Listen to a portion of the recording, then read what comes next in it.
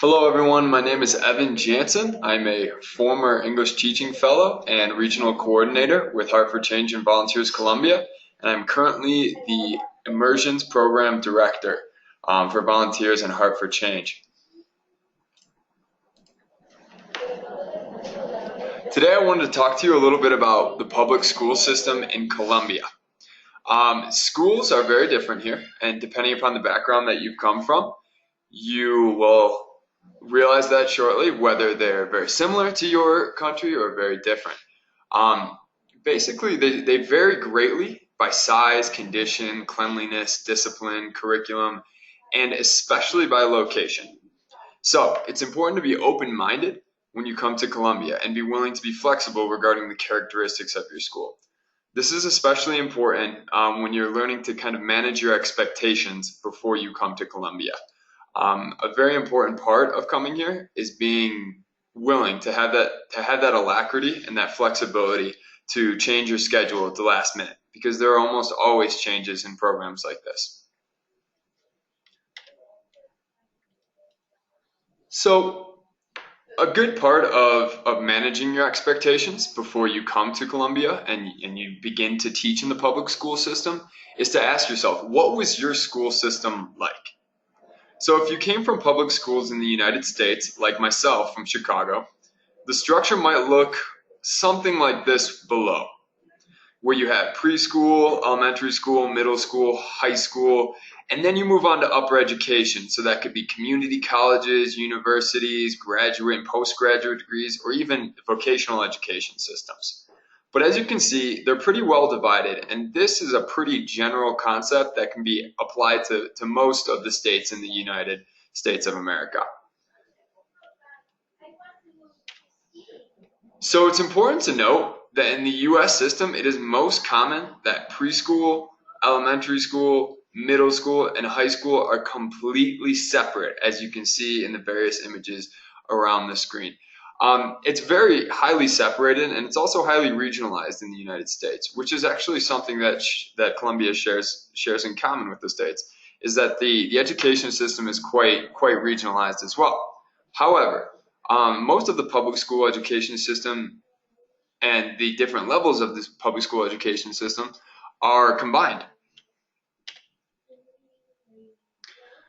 So in the Colombian school system, it's likely that all grades could be on one campus, so at one school, studying together under one roof. One school could be composed of 1 to 5 different branches, a central branch, and possibly 1 to 4 other branches. The branches are divided into different ways. It varies by school, certainly, and sometimes the branches are divided by grades or even age brackets. 1 to 5 in one branch, or 6 to 8 in another branch, possibly even 9 to 11 in another branch. So they can be subdivided, and sometimes each branch has all the grades. So this, like we said, is basically a good representation of how different every school could be within the Colombian public school education system, and dependent upon where you are regionally. So don't be surprised when you show up to your high school and find children running around, because this is very possible that it happens, that you have grades 1 and 11 at your school. Now here's a graphic of the Colombian structure, and this is very basic, but as you can see, it moves from preescolar to básica, so that's grade or elementary school, up to educación media, and that's basically the United States equivalent of high school or secondary education. And then you can choose to move on to further education, referred to as superior or higher education. So again, you go through preescolar, básica primaria, básica secundaria, colegio, vocational high school, universidad, or tecnológico. So you have different options as you continue to progress through the system. But the important thing to note here is, if you look at the status of each of these different levels, it says free but not mandatory, free and mandatory, free and mandatory. So not all schooling is absolutely mandatory in Colombia. Now, some of it is, but at various levels it's not. So you do have to go through Básica. That is absolutely mandatory in Colombia. But to go past grade 9 is not mandatory. Whereas in the United States, it is compulsory education. Laws have been passed since the 19th century requiring that all young children have a compulsory education. So that's a very big difference between the Colombian structure versus the structure in the United States.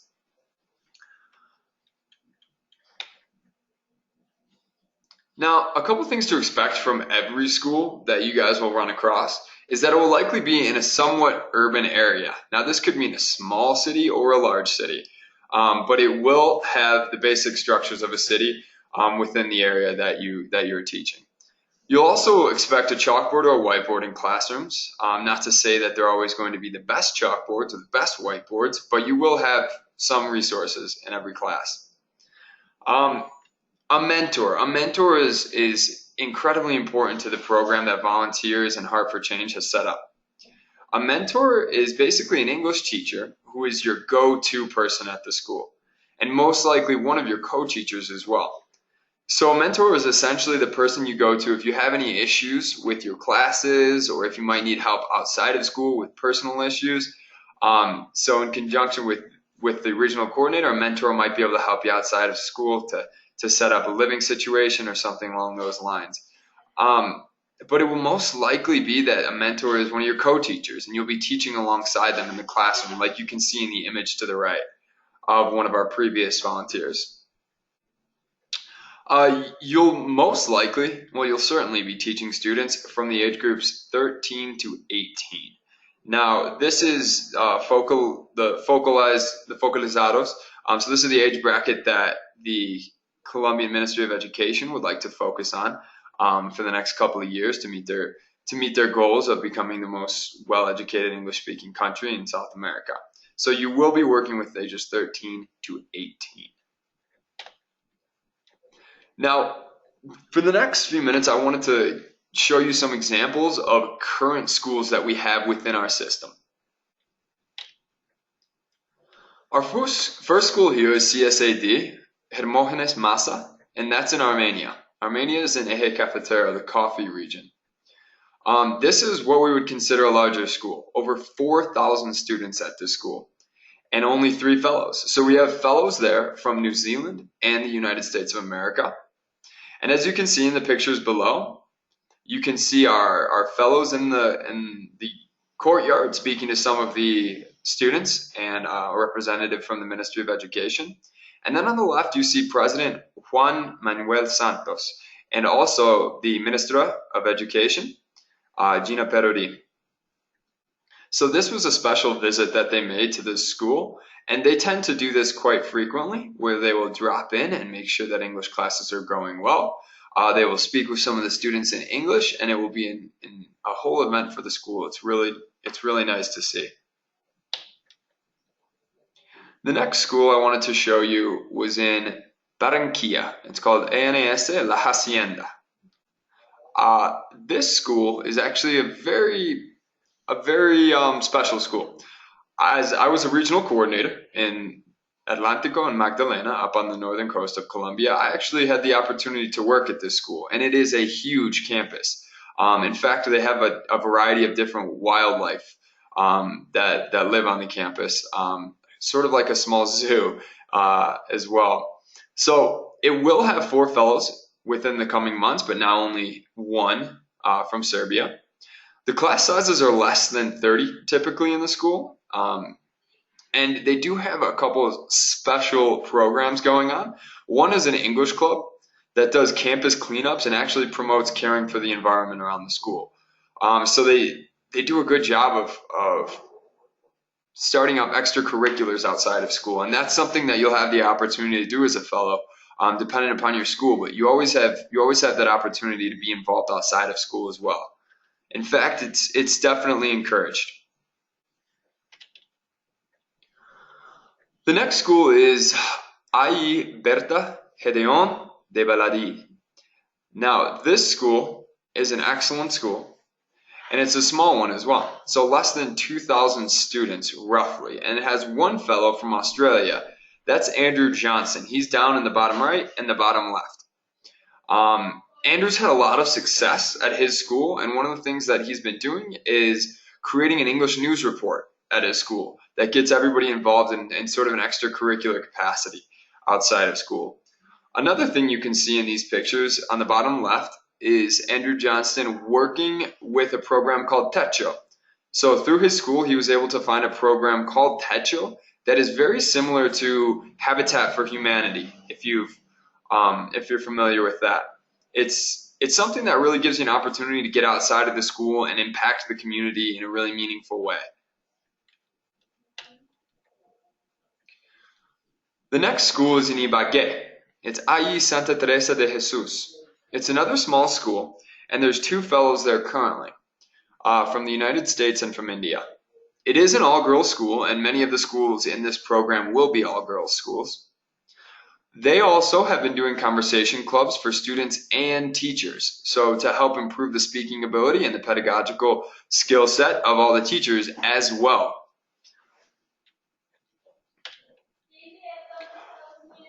Another school we have is Instituto Tecnológico Superior in Manizales. So this is what we consider a medium-sized school, so roughly 2,000 students, and only one fellow from the US at the moment. Their program is basically strengthening the foreign language system, and they do this through extracurriculars as well as an extreme focus on languages at the school, not just English, but other languages as well, French, German. So this is a school that has a high focus on language improvement. In Medellin, we have another school called Ahí Centro Formativo de Antioquia. Now this is a medium-sized school, so roughly 2,200 students, and two fellows currently from France and the United States of America.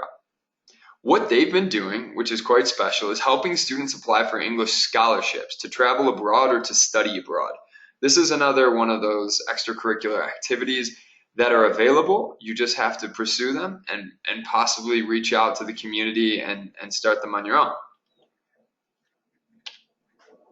Another school in Medellin, since we're about to have 100 volunteers, split between Volunteers Colombia and Heart for Change in the city of Medellin, is Ahí INEM Jose Felix de Restrepo.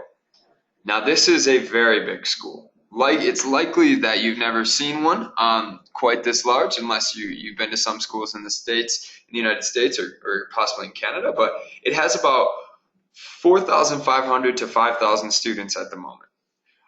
There are 3 volunteers currently from Canada and Germany, and they have a lot of extracurriculars going on as well. They have ESL Music Club, study abroad grants, and cultural events. So study abroad grants are another one of those opportunities that English-speaking teachers, the formadores nativos extranjeros, so that would be you, are able to help some of these students with if they might need to write a grant letter or a scholarship letter. This is another skill set that you might be able to provide them. In Pasto, we have another school, IEM Liceo Central de Nariño. This is a smaller school with only about 1,400 students and 2 fellows from Russia and France. They like to use media to teach, and they focus on communicative English, which is something that you will learn, if you have not already, in your orientation training with UNICA. When you come here through Volunteers Colombia or Heart for Change, you will learn about the communicative English approach. And it has been proven very successful in the public school system here in Colombia. And this school is a great example of putting it to use. In Pereira, we have another school called Compartir las Brisas. It's a medium-sized school with 2,000 plus students and 2 fellows currently from the Czech Republic and Italy. They're also working with Colombo Americano, and this increases the hours of English classes per week there. So Colombo Americano is another program that helps teacher trainers. It's a teacher training program, and also it provides English lessons for English private lessons as well as public ones. So to the left, you can see the National Program Director, Chris Pratt, from a few months ago, and Paulo Barón. And down below, you can see the teachers teaching in some of the classes as well. This is another school that I've had a personal experience with, Liceo del Norte in Santa Marta. As I said, I was a regional coordinator on the coast, and I actually took these pictures here that you see. It is a smaller school, 1,600 students roughly, and two fellows from England and the United States. You can see below on the bottom left that they painted the school together and applied for grant for school supplies. This is an excellent example of extracurricular involvement from fellows. So one day we decided to paint an entire courtyard that was the senior section, so that they would have something to be proud of, an area to hang out in between classes that wasn't grimy or beat up or run down. So it was a really important beautification project. But another reason the school is so special is because you can see Hannah Gwynn in the bottom right photo actually applied for a Green Heart Travel grant, which allowed her to develop a water purification system at the school so that the students have access to potable drinking water while they're in school, which is an excellent and incredible example of extracurricular involvement. And Hannah really, really exceeded expectations at the school here. So there is other possibilities outside of just getting involved in extracurricular English lessons. There are things like what Hannah's done, and they're a really, really good example that Volunteers Colombia and Heart for Change is looking for. Now, how does the English education fit in? Well, there's no national English curriculum. Rather, there's a set of what they call competencies that students should meet and local governments are incentivized to follow. So in 2014, the Ministry of Education introduced a program called Colombia Bilingüe, and that is the program that we're currently in.